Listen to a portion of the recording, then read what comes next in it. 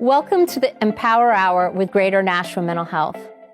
The Empower Hour will provide information and support about mental health, substance use, and behavioral health. Our goal is to share inspiring stories about transforming lives, to strike down stigma, and to encourage our community to reach out and get help when needed. Mental health is part of all of our lives. It's time we talk about it.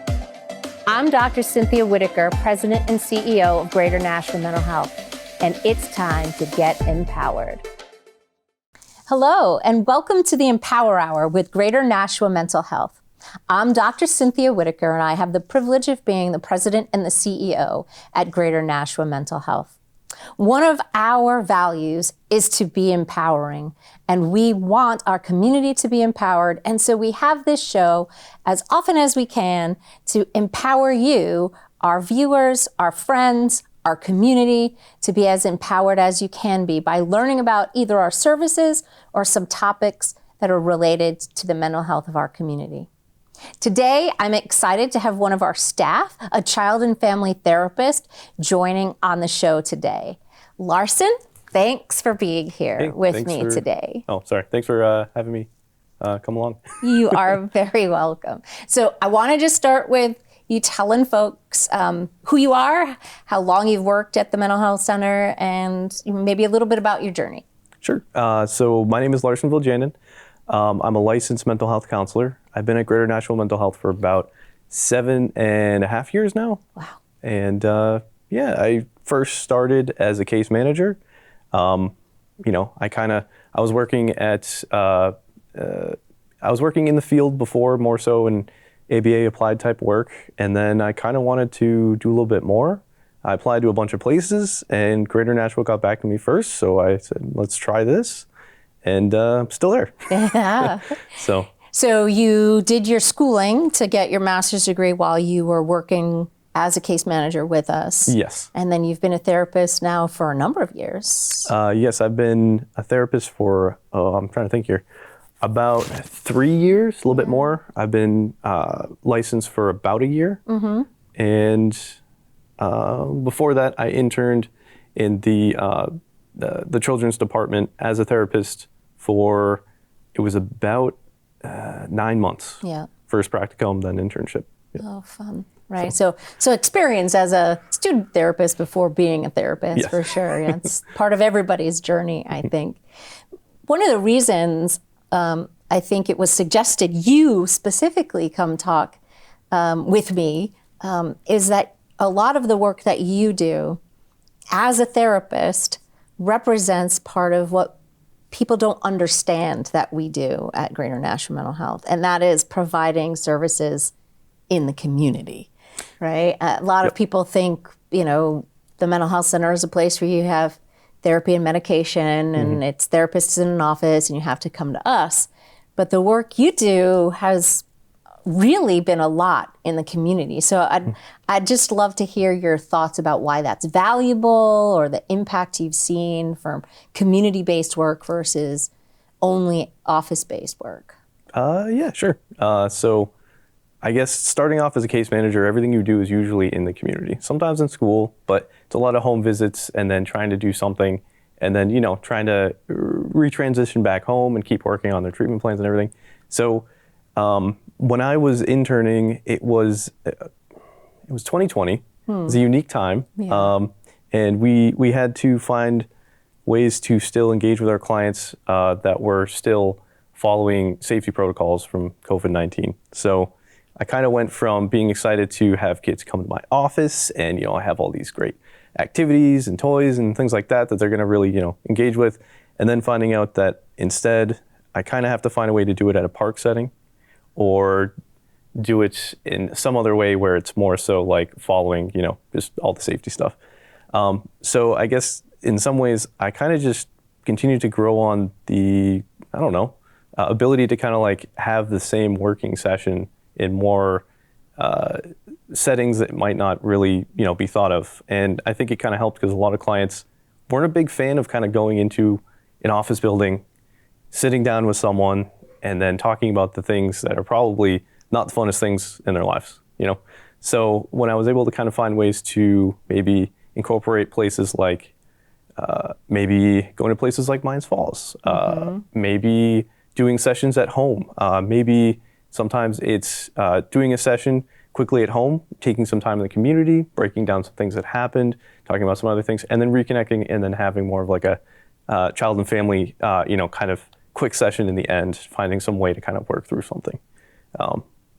And then, I had a lot of clients too that didn't really have the ability to transport in and out of the office very easily. So, yeah. And also too, I got to say, if you're working with clients who have high anxiety, I think helping someone who has a hard time transitioning out of the house is something that's a lot easier to do when you can go to their house, So that sounds like you're speaking from experience there. So working with clients that, kids, youth that struggle with the anxiety about leaving home, you've gone to their home, worked with them on that anxiety, brought them out, then brought them back and been able to work with them with some success? Yeah, for sure. A lot of opportunities come up when you're kind of in vivo. I mean, you can kind of understand the home setting a lot more as a baseline. You can also kind of maybe find ways to work in some mild exposure therapy type things as well. I guess I could talk about some interesting, situations. Yeah, feel free. So these are clients that, I've either ended with or are close to. They've given me the consent to talk about some of the things, One that I thought was really kind of fun was kind of really thinking outside of the box and helping a client who was very anxious to start to open up to strangers. Luckily, he had a good rapport with me, so he started. But he was also really, really into cars. And so what I would do is I would bring him to car dealerships, and I would just wait next to the new, whatever really fancy car it was, and let the salesman kind of start to talk, and then just kind of redirect it to him until he finally would open up, and then we kind of change that next time. We're going to try another place. We're going to try to talk to two people, and then keep going until, we're walking around the mall. While we're doing this, we're doing a lot of reality testing, kind of exploring the what ifs, and just, mixing a little CBT with, also exposure therapy in the moment, and just, so yeah, it's fun. So that sounds like really meeting the child or the youth where they were at, right? Is a phrase we use a lot. But I would also say using their strengths or their interests in a place where they're successful, learning about cars, passionate about cars, to help them develop skills in something where they've experienced less success. Yeah, for sure. Yeah. I think that's always a big part. One of the first things I like to do when I meet with a family is I'll have maybe the client tell me about what they want out of therapy, out of sessions and everything, and have the parent also talk about it and make sure that everyone can kind of meet in the middle. Because if it's just what the parents want, the client's probably not going to be really engaged. The same with the other way around too. It's probably the parents are like, well, that's not okay. Right, so, right. It's always really like trying to help them get their voice, follow what they want, increase their strengths, really keep going. And, the group I work with too, they're at a very unique part in their life a lot of times where they have to kind of, once you're 18, you're supposed to be on your own, you're supposed to move out, have your whole future, decided, worked on.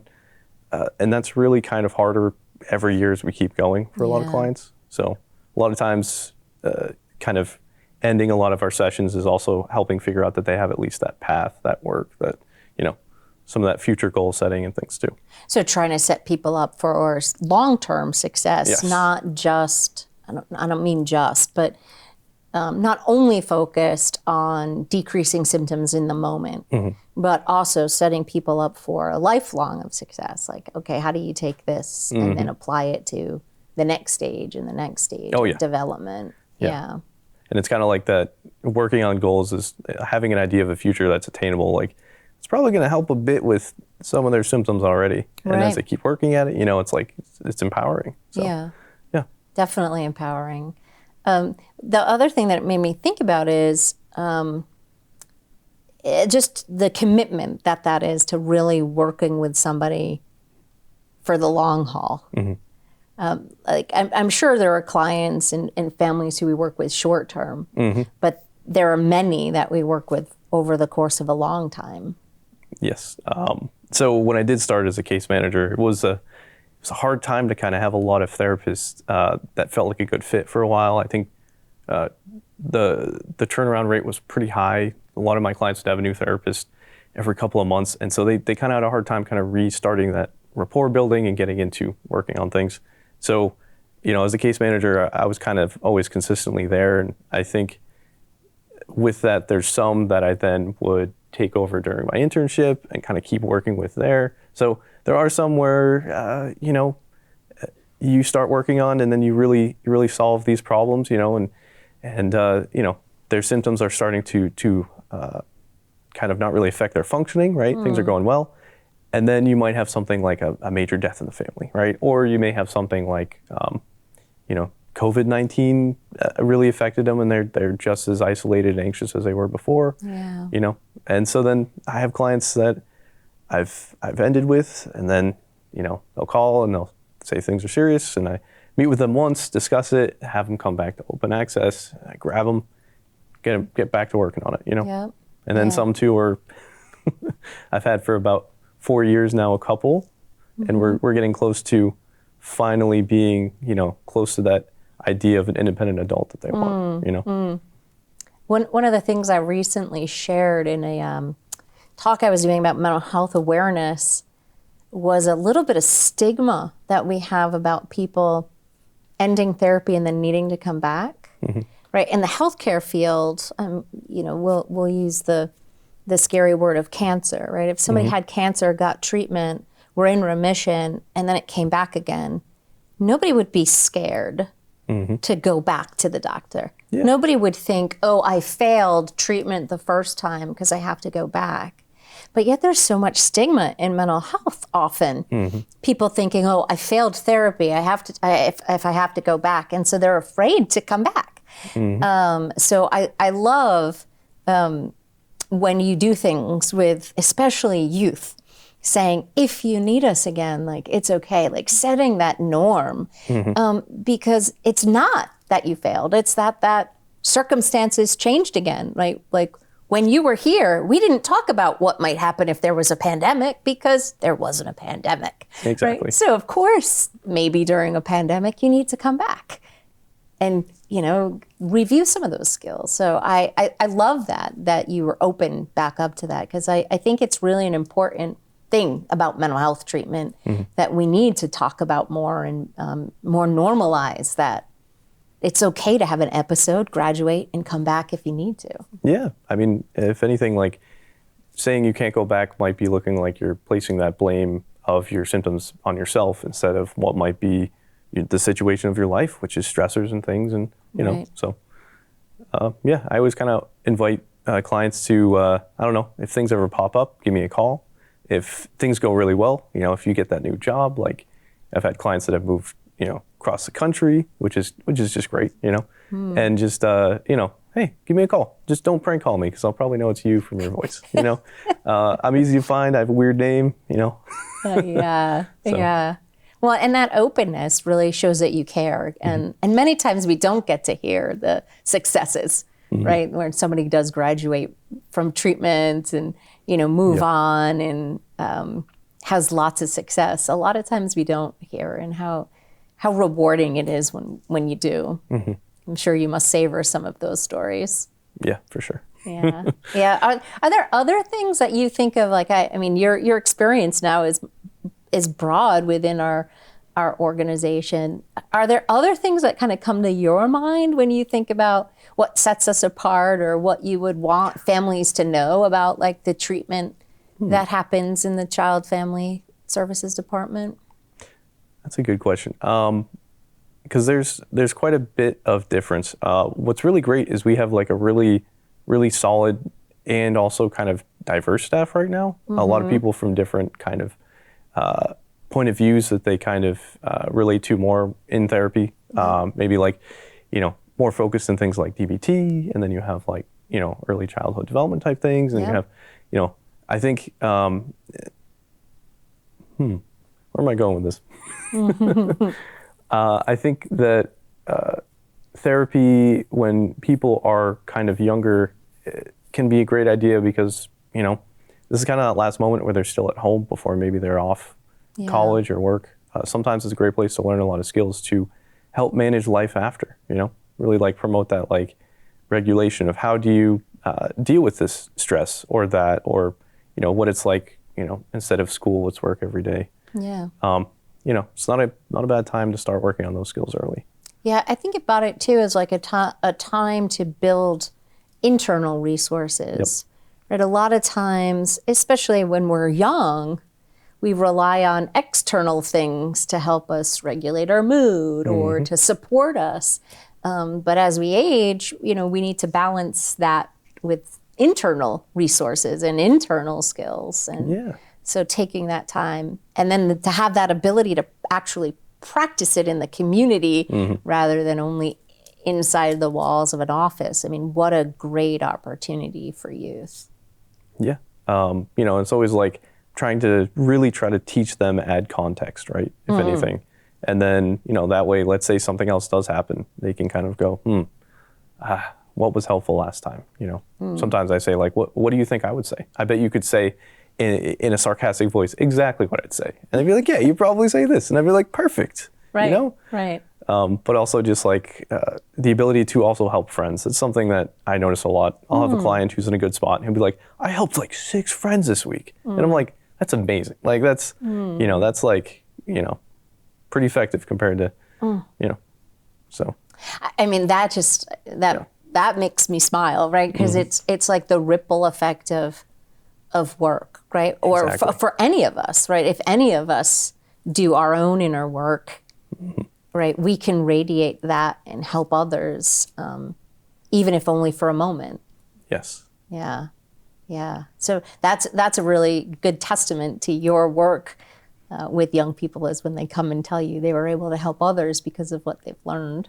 Yeah, and a lot of those, it makes sense. People around that age are probably going to open up to their friends more so than others. So, And then they feel that esteem or that pride for having done that and giving back in that way. Yeah. So.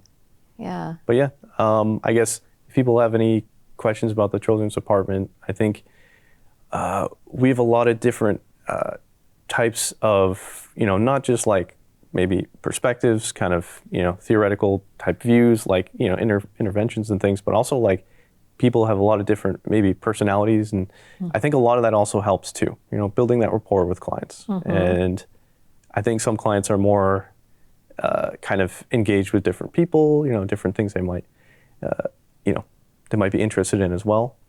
I think, there's probably a good fit for everybody at Greater Nashville right now. Yeah, I appreciate you saying that, because it's so true. I mean, I think especially about the staff in children's right now. I mean, we've got such a great crew of therapists and case managers and really working together. And often if a child, youth isn't feeling a good fit, they're fit with one, and then they can help them figure out how to work with the other, or how to speak up and say, maybe this isn't a good fit.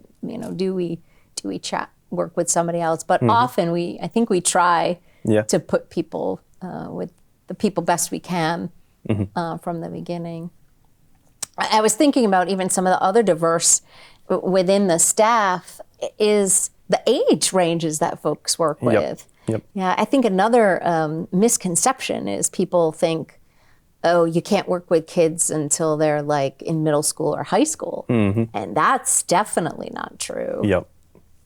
So I think the youngest I've heard is like 2.5, 3. Yeah, yeah. So yeah. I think the oldest sometimes can go to 20, maybe 21, just based on kind of certain diagnoses and things like that too. It's school attendance, long list of stuff. But, it's usually a bit more broad than people think. And, family therapy doesn't mean that you have to be involved in every session. It's always kind of a play between what might really be indicated, what people would like. Sometimes there's, I work with some families where I just meet with the parents one week and I just meet with the client the next week. Maybe there's a goal we're going to try to have one together at some point. Maybe there's not at all. I have some where I just meet with the parent, and some where I just meet with, the client. And then some where it's just both. Yeah. So a wide range, and a wide range of skills too. You were talking about the different therapists. Like we have a whole crew of folks who they love working with the schools and in the schools. And we have others who are very focused on trauma-focused CBT, though everybody's pretty much trained in it. There are some who it's really their focus. And then, of course, you were saying the real youngs, the real 0 to 5 focus, trying to interrupt intergenerational trauma and working with parents with their own challenges or trauma, and what does that mean? How do you support this child with what we call child-parent psychotherapy? So lots of different things, lots of different acronyms, lots of different things. But it all boils down to what you were saying before: is supporting the family and the client with what are their goals, right? How do you assess that? What do you do to figure out how to work with a kid? Like, how do you decide, is this going to be office-based? Is this going to be community-based? Or does it, maybe you make a decision and it changes? How do you know? What do you do? So sometimes community-based could just be based on their availability. We can come in, but only at 7:30, and it's like, oh, like my boss is going to yell at me if I work till 8:30 every night. But oftentimes it's more so, so I guess I'll give one example. I worked with a client and we would do office-based ones, but I noticed working on some of the trauma, kind of the anger, a lot of CBT-based work on those, it was hard for the client to kind of manage kind of the energy he would get from it, right? He'd be really antsy, feel kind of like, we're bringing up things, have to pace, things like that. So then, we started to explore walking around the building a little bit more, just, in the square, as we might call it. And that was definitely getting a little bit better. But also, there's people driving by all the time. There's, it's a little more distracting at times. So then, we decided we will go to Mines Falls for this. And we would use Mines Falls as a place where it was kind of like we had almost like a set loop. And the setting helps with, the direction of the therapy by giving like extra room for grounding, for practicing mindfulness. A lot of times we would practice those a lot more in the office. And then when we're out, I would often be like, hey, so, just checking in. Is this a good time? Maybe let's think of 3 things we can hear right now that we couldn't before, things like that.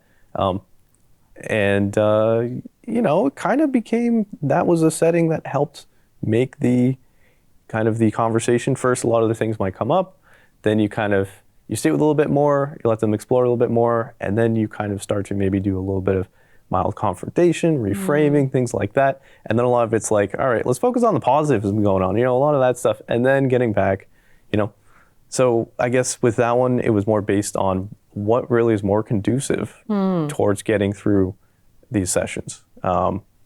My assumption in that example is you helped the treatment progress more quickly. Like you may have eventually gotten there in the office alone, but it would have taken a lot more time to create that same safety, to have that same impact from the mindfulness exercises. But by going outside in a different environment where mindfulness is perhaps much easier, right? You were able to maybe get there a little bit quicker. And, there's a lot of clients I have that also are diagnosed with autism, type 1, sometimes type 2 as well. And sometimes, too, it's like the community can be a part of following just the reward system that's set up with the family, with the case manager, and everybody. I have one that our plan was, as long as usually we'd have 3 specific goals, all with either school, family, and a hygiene goal. And it kind of was every single one that you got this for, one from the parent, one from the sibling, and one from the school, which is really from the parent telling them, right? Then I would have to get 3 things from McDonald's. And then after that, we would go back for the session. And they would have to order, they would have to do all those things, it had to follow them.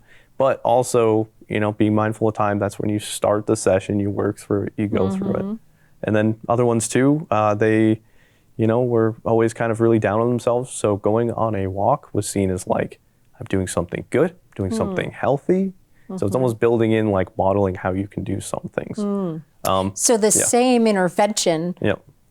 going for a walk, might be used differently for different clients. So for one, it sounds like it was about self-esteem and self-care. And Yep. for another, it was about decreasing the energy and being more mindful and grounding, right? Yep. So you're using the training and the experience you've gained for how to match what you're doing to the clients or the family's needs. Yeah. And then other times too, places like Roby Park, not for walking or anything, but just being a good setting to be at is good to kind of reflect on and do some more extra work on trauma narratives, things like that. You know, and sometimes the home environment for a lot of clients is not as easily to be engaged in. But it's not a good fit for everybody. Some clients might like to instigate in the community. I have a rule: we don't pick anything up off the ground, and we don't buy any substances or anything, and we don't. You kind of have to set those limits for some clients. Right, for sure. right. And there are probably some who, because of their symptoms, the office is the best place. So to have that flexibility certainly makes a difference. And you know, I wish all insurance companies allowed all of that flexibility, because certainly there are some insurance companies that if it's not office space, they're not very happy about paying for it. But we try to be as flexible as we can when we can, for sure, by doing that. But I just think it's so important, you know, and certainly it's part of what we do with adults as well. Though I think it really is so impactful for youth, because they're able to, like you say, practice and practice with you being there in such a safe way. Like even that youth you were talking about who loves cars, I'm not sure they would have had conversations about cars had you not been there safely, right? Yeah. And of course, I explained it to the client and they agreed. I did not just bring them there and say, have fun. Right, of course, right, exactly. Yeah, that's important to say too, right? Like you created the plan with them. Exactly. Right. Yeah, I don't know. I can't, I could probably think of some other kind of fun situations maybe, but yeah, I don't know. Do you have any more questions? Do I have any more questions? I always have questions. Okay. Come on, Larson. You know how I am. I mean, because I could talk about it for forever, really. Because I just think there's so much value. And what's in my mind is I know for a fact that you have worked with what some other people would describe as pretty intense cases, right? And that even some really seasoned therapists might not have wanted to work with certain kids or families, and yet you did, and you saw tremendous change. So what kind of came to my mind was, you know, is there something that, because I know you might not be able to share the exact story, but is there something of like that could share the essence of like one of the biggest changes you've seen, or a big transformation you've seen? Because you really have worked with some folks that, you know, I think you should be proud of the work you've done. I see. I'm trying to think of some, you know, I like to describe them as engaging and fun clients, you know? A lot of them, I do like the challenge. I like, because oftentimes, like, they can be the most enjoyable to kind of sometimes spend time with. When you start seeing it change, you're like, this is, you know, engaging for me as well. Right, you can really see the impact, right? And isn't that, like, when you see the impact, it's so motivating to keep working. For sure. Yeah. I've had a few clients that definitely have been, you know, their records were still in paper from when I started with them, from, you know, maybe 3-4 years old, different providers. And a lot of those clients too, an office setting is almost like not necessarily a trigger, but just something that would not help with building rapport. A lot of them might even have had a provider in my old office as well. And so they're just like, I remember this. And so, I always have to kind of fight that mold a little bit. But I would say, I'm thinking of one client who would be involved, things would go well, would then start to come back again, go well, come back, and then really had a really, really good kind of last return. Just after, I swear there's something around 14, maybe 13, 14, where clients it clicks and they kind of just say, I think I do kind of want this to change. The patterns are glaring, and I think it's not what I'd like to fit on for me, And, this client is doing well, I think has a nicer car than me. That's amazing. I'll see him every once in a while in the community. And I have another client that had a long list of worrying behaviors, extremely kind of worrying. A lot of expectations that they would never be able to be independent. They wouldn't be able to do most kind of things people wanted. Wasn't able to finish a whole day in school without unsafe behaviors. And I think they've been able to hold a job before I ended with them for good reasons, for about at least half a year, if not longer. And not an easy job. So from barely making it through a school day to a job that's regular, able to manage, right? Like that takes a lot of skill building, and it takes, I think, people believing in you.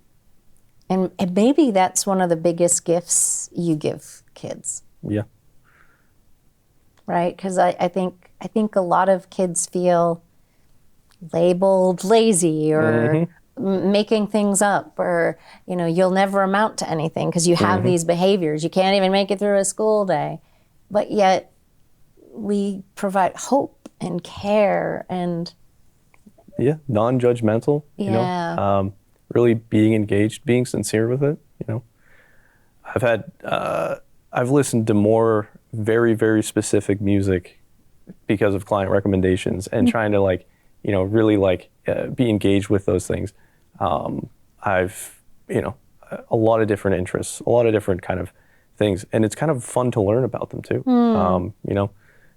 Like, how do you become a tattoo artist? Let's figure that out, because you have a skill for it, even though you shouldn't be doing it before 18.